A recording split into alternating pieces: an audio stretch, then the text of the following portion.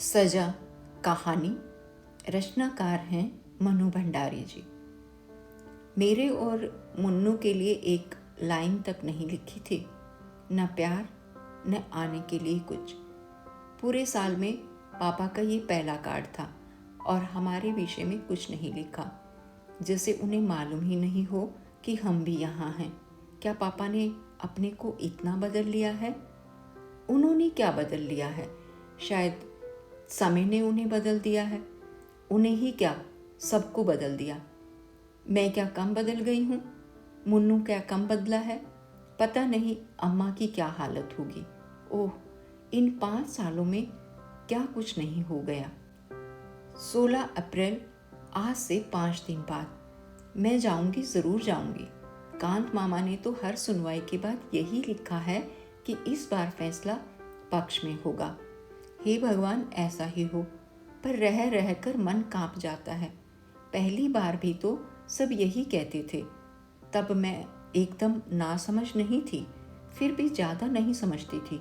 पापा और अम्मा तो हमेशा मुझे बच्ची ही समझते थे, इसलिए शायद बड़ी ही नहीं हो पाती थी। इधर एकदम कितनी बड़ी हो गई हूँ। कानून की बातें समझने लगी हूँ। 7 आदमियों का दोनों समय का खाना बना लेती हूँ। खाना ही नहीं, घर का भी तो काम करने लगी हूँ। मेरे साथ स्कूल में जो लड़कियां पढ़ती थी उनसे करवा लो देखी कोई भी काम। पर वे क्यों ये सब काम करें? भगवान कभी उन्हें ऐसे बुरे दिन ना दिखाए। क्या पापा सचमुच छूट जाएंगे?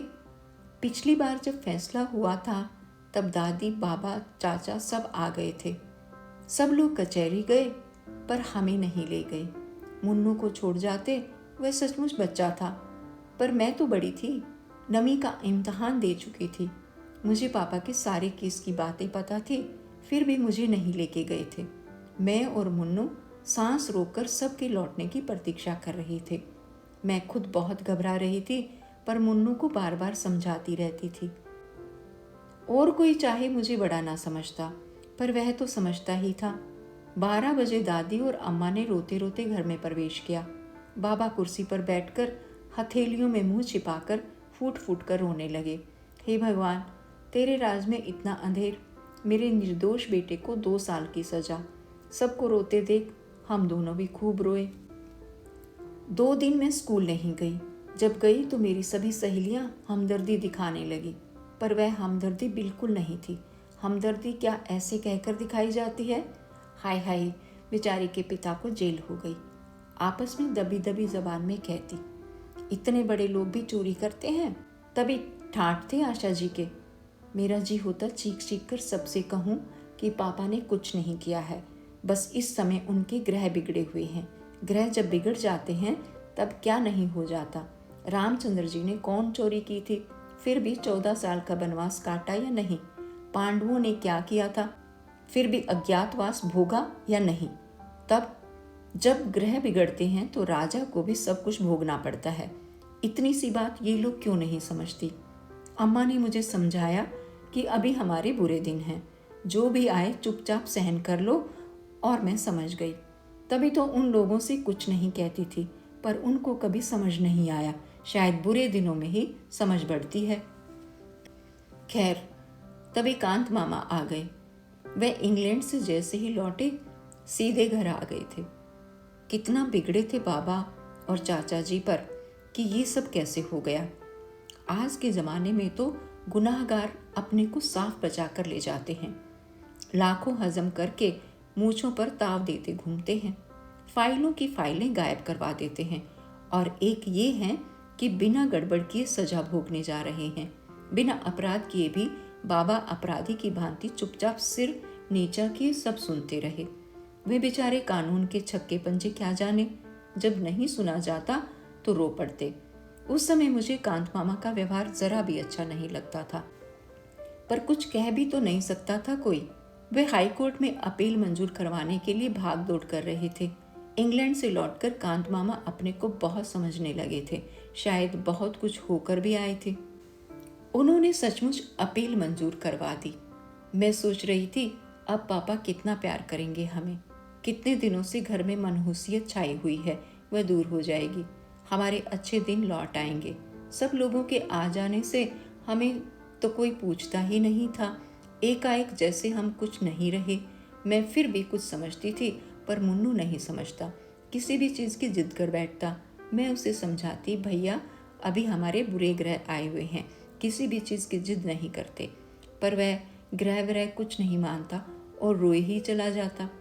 अपील मंजूर होने पर मैंने सोचा था अब हमारे बुरे दिन टल गए, अब सब कुछ पहले जैसा हो जाएगा। तब मैं नहीं जानती थी कि अपील मंजूर हो जाना मुकदमा जीतना नहीं होता। मुकदमे की शुरुआत होती है, असली लड़ाई, असली परीक्षा। पापा थोड़ी देर बाद चाचा के साथ तांगे पर आए थे और आते ही बात करना तो दूर, बिना किसी की ओर देखे चुपचाप नीची नजर किए वह ऊपर चले गए। सब लोग सकते में आ गए। कैसे हो गए हैं पप्पा? किसी की हिम्मत ही नहीं हुई कि ऊपर जाएं। आखिर दादी ने अम्मा को भेजा। अम्मा थोड़ी देर में ही लौट आई। दरवाज़ा ही नहीं खोलते। बहुत खटखटाया तो यही कहा, चली जाओ, मुझे अभी परेशान मत करो। यूं घर वालों के साथ रोई में रोजी थी, पर उस दिन पहली बार मेरा मन रोया था। अपनी पूरी समझ के साथ रोया था। क्या हो गया है मेरे पापा को? 25 दिनों बाद घर में घुसे और प्यार करना तो दूर रहा, हमारी ओर देखा तक नहीं। बार बार मन कहने लगा, ये मेरे पापा नहीं हैं, वे ऐसे हो ही नहीं सकते। जेल वालों ने उन्हें बदल दिया है। एक अजीब सा भय मन में समाने लगा कि अब शायद पापा कभी प्यार नहीं करेंगे। और सचमुच उसके बाद मैंने कभी उनका प्यार नहीं पाया, आज तक नहीं। इस कार्ड में क्या वह एक पंक्ति भी हमारे लिए नहीं लिख सकते थे? यूँ मैं उनकी इस उदासीनता और तटस्थता को समझती भी हूँ। शायद वह अब किसी से मोह नहीं रखना चाहते। कहीं फिर सजा हो गई तो? शाम को सब लोग ऊपर गए। दरवाज़ा तो खोला पापा ने, पर बात किसी से नहीं की थी। बस तकिए में मुंह कड़ाकर पड़े रहे थे।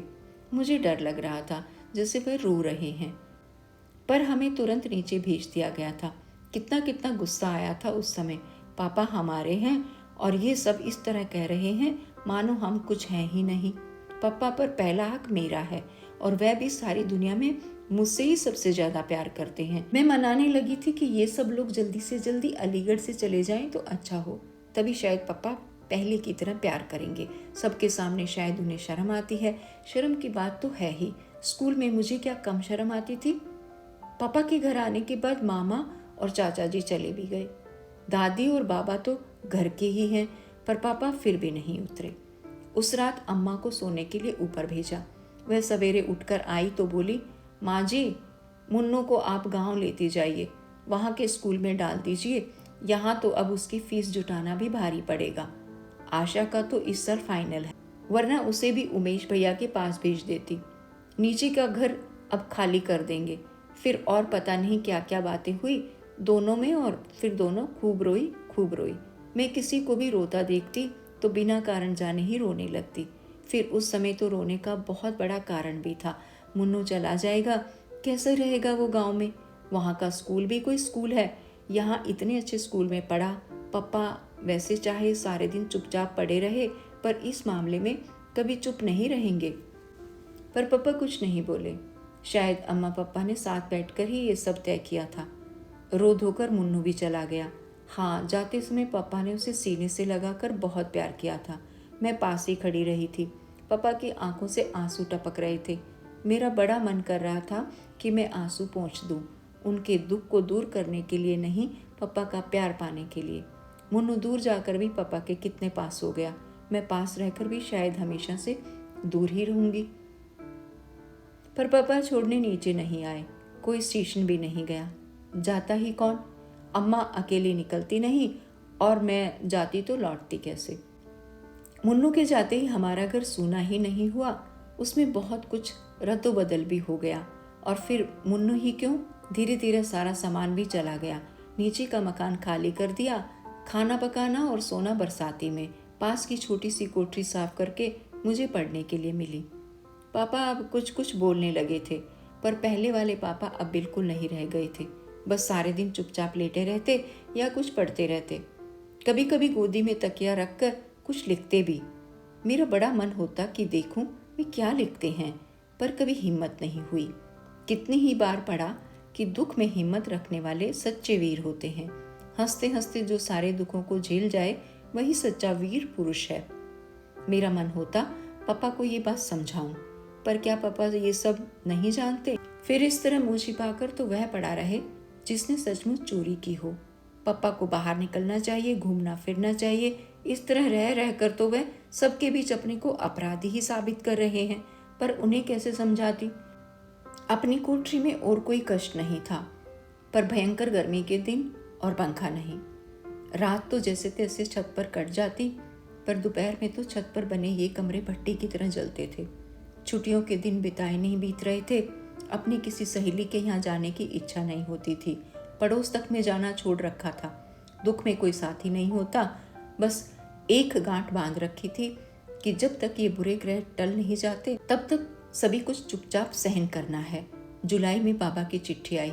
मुन्नू को 6वीं में भर्ती करवा दिया है और वह खुश है। हम सब ने भी मान लिया कि वह खुशी होगा। ऐसा मान लेने में ही हम सबकी खुशी थी। साथ ही बाबा ने ये भी लिखा था कि शाम को उन्होंने एक दुकान में हिसाब लिखने का काम शुरू कर दिया। 25 रुपये मिलेंगे, जिन्हें वह पापा के पास भेज देंगे। 50 रुपये उमेश चाचा जी भेजेंगे। मेरे सामने बाबा का बूढ़ा शरीर, झुकी कमर और धुंध भरी आंखें घूम गई। इस बुढ़ापे में वह फिर से नौकरी करेंगे।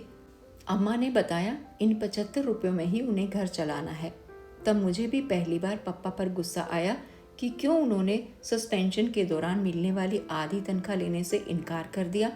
कितना समझाया था कांत मामा ने। चाचा जी तो एक तरह से नाराज भी हो गए थे, पर पापा की एक ही जिद, जब तक इस आरोप से मुक्त नहीं हो जाता ऑफिस से एक पैसा नहीं लूंगा। मैंने स्कूल की बस छोड़ दी। 3 मील पैदल ही जाती थी।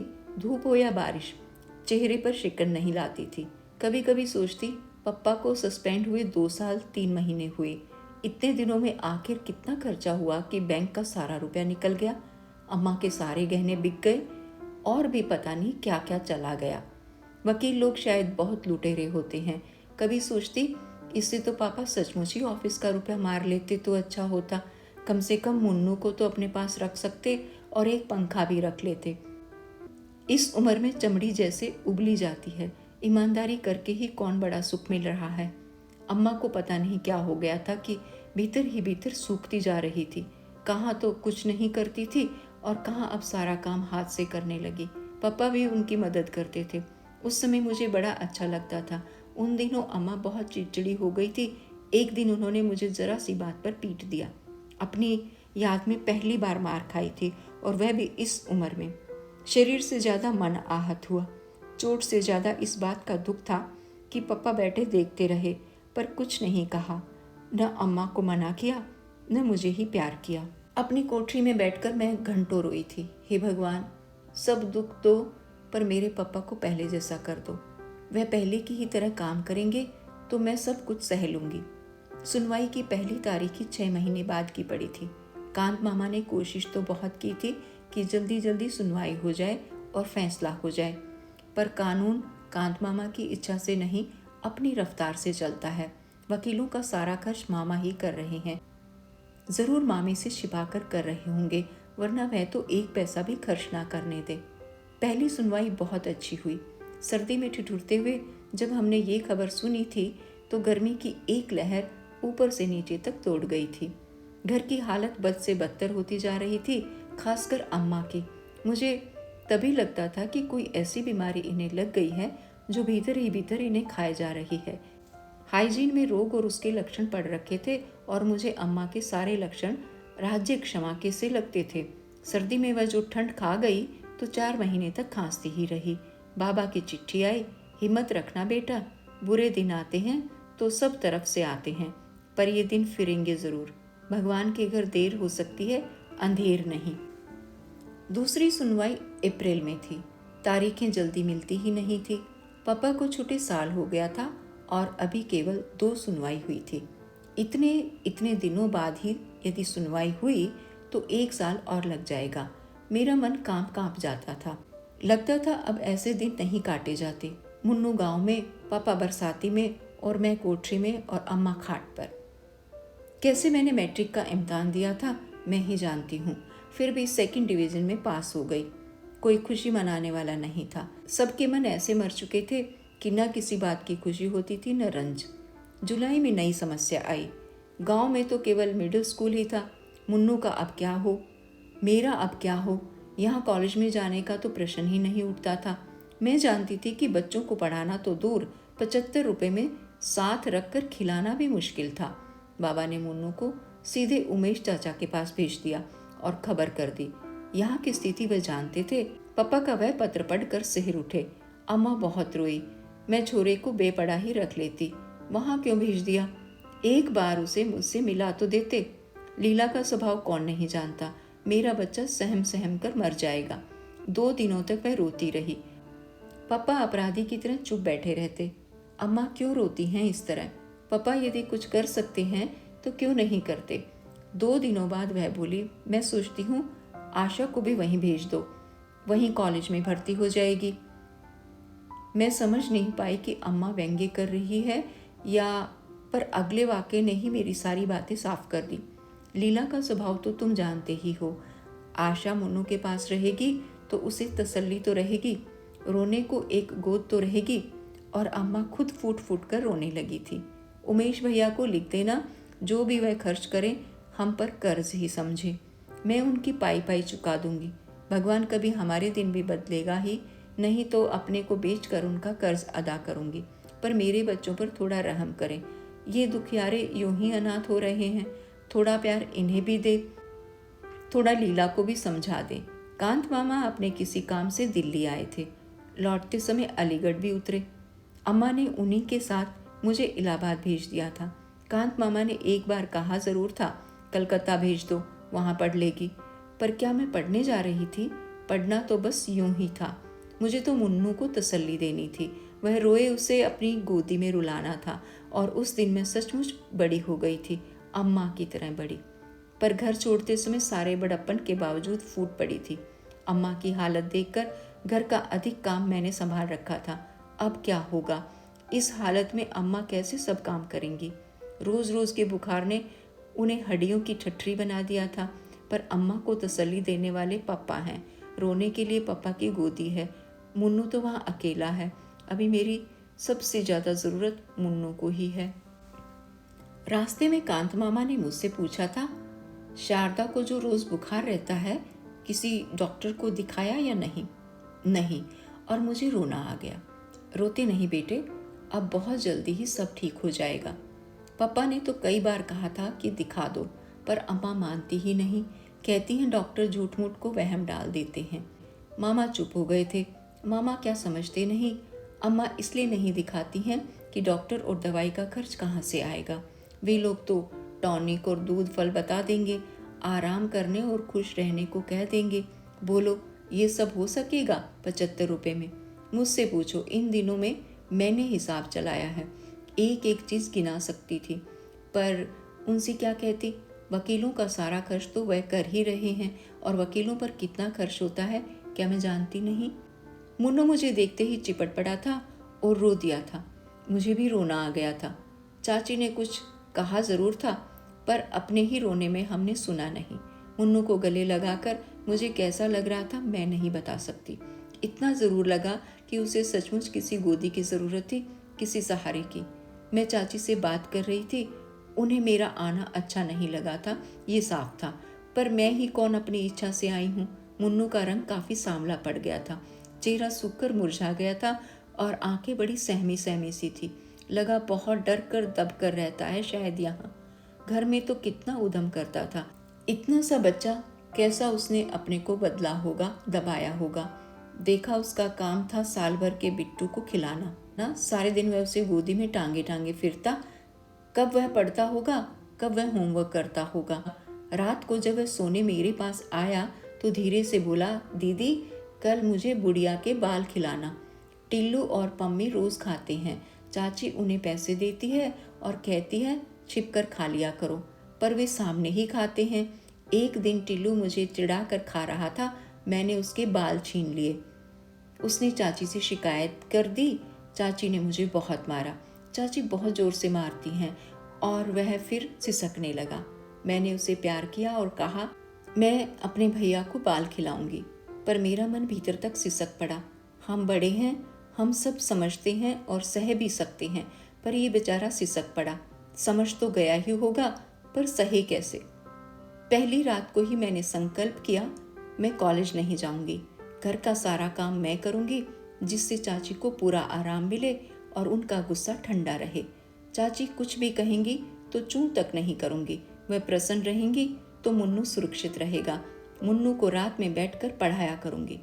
मैं चाची से भी जल्दी उठकर सबके लिए चाय बना देती, फिर जल्दी से टिल्लू और पम्मी को तैयार कर देती।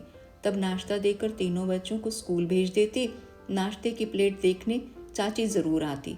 शायद उन्हें ये वहम रहता था कि मैं मुन्नू को कुछ ज़्यादा या अच्छा ना खिला दूं। चाचा जी तारीफ करते, तुम तो बड़ी होशियार हो आशा, इतना काम कर लेती हो। चाची तुरंत कहती, मैं जब इतनी बड़ी थी तो 12 जनों के कुनबे को संभालती थी, आध आध मन के पापड़ मंगोड़े करती थी। चुप रहती थी मैं तो। दोनों समय का खाना भी मैंने अपने ही जिम्मे कर रखा था। रात में सोने जाती तो पैर मेरे छपकते रहते थे। कभी कभी मुन्नू को अपने पैरों पर खड़ा कर लेती थी, उससे पैरों को तो आराम मिल जाता था, पर मन। अम्मा कभी कभी मुझसे रसोई में काम करवाती थी तो पापा डांटते थे। मैं अपनी आशा को डॉक्टर बनाऊंगा, विदेश भेजूंगा। ये भटियार खाना करवाकर क्या मुझे अपनी बिटिया की जिंदगी खराब करनी है। यही वाक्य हवाओं में तैरकर कमरे में घूमता रहता, गूंजता रहता। धीरे धीरे आदत पड़ गई तो पैरों का दर्द बंद हो गया और मन भी सुन्न होता चला गया। मैंने अम्मा को नहीं लिखा कि मैं कॉलेज में भर्ती नहीं हुई हूँ। लिखने के लिए चाची जी ने मुझे 4 पोस्ट कार्ड दिए थे और बताया था कि हर महीने 4 कार्ड मिलेंगे। उनमें मैं अपने कुशल समाचार भेज देती थी। बस रात दिन काम करके मैं चाची के क्रोध को संभाली रहती।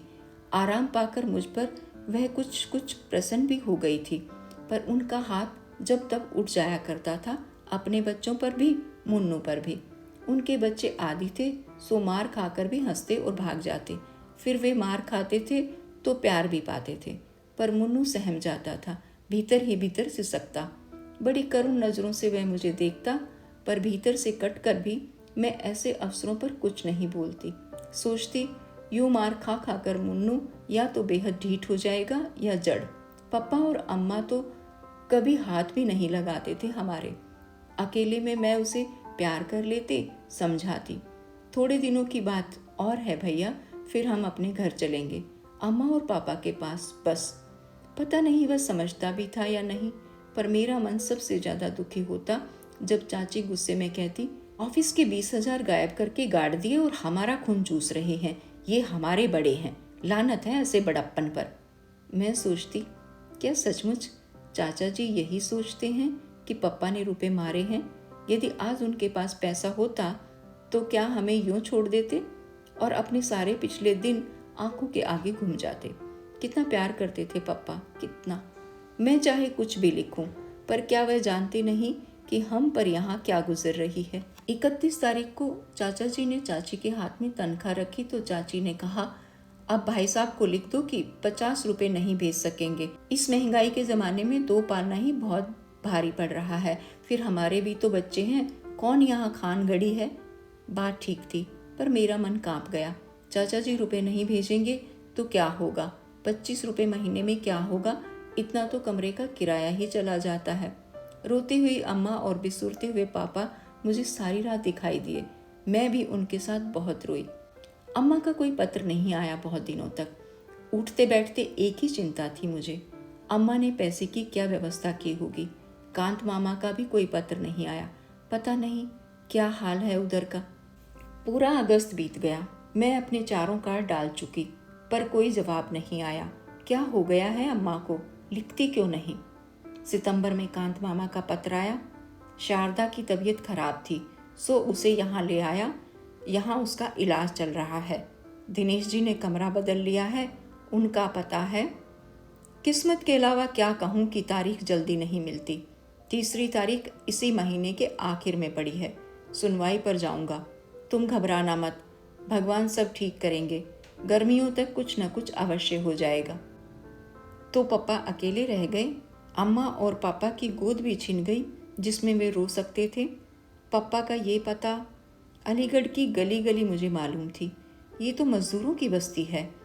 अंधेरी सीलन भरी गलियां, पास में बहते नाले, पापा का खाना कौन बनाता होगा? उन्होंने तो कभी ऐसे काम नहीं किए। कभी अंगीठी भी जलाते तो अम्मा मना कर देती थी। तब वह यही कह देते, शारदा, कौन जाने कि इस बार छुट्टी जाऊंगा, सजा हो गई तो पता नहीं क्या क्या करना पड़ेगा। अम्मा बीच में ही डांट देती, ऐसी बात भी क्यों मुंह से निकालते हो? भगवान के घर देर हो सकती है, अंधेर नहीं। ये वाक्य अम्मा ने बाबा से सीखा था और मंत्र की तरह गांठ बांध ली थी। और मैं भगवान से यही मनाया करती थी कि हे भगवान, उन्हें सजा ना हो, पप्पा की तपस्या का फल उन्हें मिले। जो कुछ वे सह रहे हैं वे क्या तपस्या से कम है? सीलन भरी अंधेरी कोठरी में सबसे मुंह छिपाकर रहना, बच्चे कहीं, पत्नी कहीं। अब तो रहम करना, अब उन्हें सजा मत देना। मार्च में चौथी सुनवाई भी हो गई। कांत मामा की चिट्ठी आई कि फैसला पक्ष में ही होगा। केस की पैरवी बहुत अच्छे ढंग से हुई है, बस फैसले की तारीख पड़ जाए जल्दी से। मैं बैठी बैठी दिन गिनती। पापा को सस्पेंड हुए 4 साल हो गए। इन 4 सालों में क्या कुछ नहीं हुआ। भगवान, देर तो बहुत की, अब अंधेर मत करना। यूं यह देर भी अंधेर से कम नहीं, पर और अंधेर मत करना। मुन्नू और टीलू अपना अपना रिजल्ट लेकर आए। टीलू सब विषयों में पास था और मुन्नू एक विषय में फेल होकर प्रमोट हुआ था। चाचा जी ने टीलू को प्यार किया। मुन्नू पास खड़ा आंसू भरी आंखों से टुकुर टुकुर ताकता रहा। चाची ने कहा, फेल हो गया ना, पढ़ने लिखने में मन लगाओ मुन्नू साहब, तब टीलू की तरह पास हो जाओगे। सारे दिन बैठे बैठे टसवे बहाने से पास नहीं हुआ जाता। आंख के आंसू गालों पर लुढ़क गए। कमीज की बाहों से उन्हें पोंछता हुआ वह भीतर जाने लगा तो टीलू चिढ़ाने लगा, फेलूराम फेलूराम। उस दिन पहली बार मेरे लिए अपने पर बस रखना बहुत कठिन हो गया था। मन हुआ कह दूं, उसे पढ़ने के लिए समय ही कहाँ मिलता है। सारे दिन तो बिट्टू को खिलाता है, 25 चक्कर बाजार के करता है। पर चुप। जाते जाते मुन्नू ने एक बार चिढ़ाते हुए टीलू को जरूर जलती आंखों से देखा था। लगा उठाकर एक हाथ मार देगा, पर न वह लौटा न कुछ बोला ही। कैसा हो गया है मुन्नू इतना सहनशील? चुपचाप सहने का उपदेश उसे मैं ही दिया करती थी, पर अब वह यूं सह जाता है तो सबसे ज्यादा कष्ट मुझे ही होता है। पर कोई उपाय भी तो नहीं था। मुन्नू की छुट्टियां हो गई। सोचती थी कि शायद कांत मामा या अम्मा का कोई पत्र आएगा कि तुम लोग आ जाओ, पर किसी ने कुछ नहीं लिखा। पापा तो कभी कुछ लिखते ही नहीं। अम्मा कभी कभी 2 लाइनें लिख देती, मैं धीरे धीरे ठीक हो रही हूँ, तुम चिंता मत करना। लीला को आशीर्वाद, बच्चों को प्यार। चाची की मदद करना, तंग मत करना। मुझे हर बार लगता था कितनी झूठी चिट्ठी लिखती हैं अम्मा। पर धीरज की अवधि खींचते खींचते 1 साल तक पहुंच गई। पिछले मार्च में सुनवाई हुई थी और अब इस साल का अप्रैल है। अब तो मुझे लगने लगा था कि जैसे जिंदगी भर हमें इसी तरह रहना है, बस इसी तरह। अब मैं कभी कॉलेज में पढ़ने नहीं जाऊंगी। मुन्नू हर साल एक विषय में फेल होकर जैसे तैसे प्रमोट हुआ करेगा। अम्मा शायद हमेशा बीमार रहकर मामा के यहाँ इलाज ही करवाती रहेंगी। पापा वैसे ही सीलन भरी बदबूदार कोठरी में अपना खाना आप पकाया करेंगे। और तभी आज पापा की ये चिट्ठी आई, उनके हाथ की लिखी पहली चिट्ठी। मैंने 1000 बार उसे देखा, पढ़ा, छुआ, जैसे उस कार्ड को छूकर पापा की हालत का ज्ञान हो जाएगा। पापा ने हमें बुलाया नहीं, कहने से चाचा जी ले जाएंगे, पर इस बार जाएंगे ज़रूर, चाहे कुछ भी हो जाए। कांत मामा को लिखें, वे लेते जाएंगे। कल सवेरे 10 बजे फैसला है। हम दोनों कांत मामा के साथ आ गए। धर्मशाला में छोड़कर मामा पापा को लेने चले गए। पूरी उम्मीद थी कि इस बार अम्मा ज़रूर आएंगी, पर वह नहीं आई। मामा ने इतना ही कहा, उसकी हालत लाने जैसी नहीं थी। फैसला हो जाए तो तुम लोग वहीं चलना। पता नहीं अम्मा किस हालत में है। मन बार बार कांप उठता है। मामा कुछ छिपा रहे हैं। मैंने भी अम्मा से कितना कुछ छिपा रखा है। आज कौन किसके बारे में सही बात जानता है। दूसरे को हल्का रखने के लिए सब अपने अपने दुख से ही भारी हो रहे हैं। पापा आए तो मैं और मुन्नू उनसे लिपट गए हैं। पप्पा, शायद पप्पा को भी हम लोग ऐसे ही लग रहे होंगे। कितने कितने आंसू बह गए हम तीनों के। कांत मामा भी रो पड़े। शाम को दादी बाबा भी आ गए। रात में मुन्नू दादी से पूछ रहा था, दादी अब तो हम पापा के पास ही रहेंगे ना? तुम इतनी पूजा करती हो, अपने भगवान से कहो कि हमारे पापा को छोड़ दें। हाँ बेटा, अब तू पापा के पास ही रहेगा, रात दिन भगवान से यही तो कहती हूँ। चाची के पास तो मैं अब कभी नहीं जाऊँगा। टीलू अपने को समझता क्या है? मैं अपने पापा के पास रहूँ और फिर आ जाए, हर एक चीज़ में पछाड़ सकता हूँ, पढ़ने में भी और कुश्ती में भी। पहले फर्स्ट भी आया हूँ एक बार क्लास में। क्यों दीदी, आया था ना? मेरी आंखें भीग आई। कितने दिनों बाद मुन्नू को उसके असली रूप में देख रही हूँ। टिल्लू ने उसे चिढ़ाया था तो इसने कुछ नहीं कहा था, चुपचाप भीतर बैठकर रोया था। शायद जानता था कि टिल्लू को कुछ भी कहने का अर्थ है चाची की मार। पर मुझे कितना बुरा लगा था उस दिन। कहाँ चली गई मुन्नू की बाल सुलभ ईर्ष्या और प्रतिस्पर्धा की भावना? क्या इतनी सी उम्र में हम लोग सब कुछ सहने के लिए ही बने हैं? मुन्नू दादी की खाट पर ही सो गया। मुझे बिल्कुल भी नींद नहीं आई। कल फैसला है, हम सब की किस्मत का फैसला। कांत मामा बहुत आश्वस्त हैं, पर पप्पा के चेहरे पर तो कोई भाव ही नहीं। फैसला हो गया। मैं भी कचहरी गई थी। इस बार किसी ने रोका भी नहीं। वहाँ खास भीड़ नहीं थी। पापा में भला घर वालों के सिवा किसे दिलचस्पी हो सकती थी? पापा कटघरे में खड़े थे, हम कुर्सियों पर बैठे जज साहब के आने की प्रतीक्षा कर रहे थे। जज साहब आए तो बाबा ने आंखें मूंद ली। अम्मा का सिर नीचा था। वे ज़रूर मन ही मन प्रार्थना कर रही होंगी।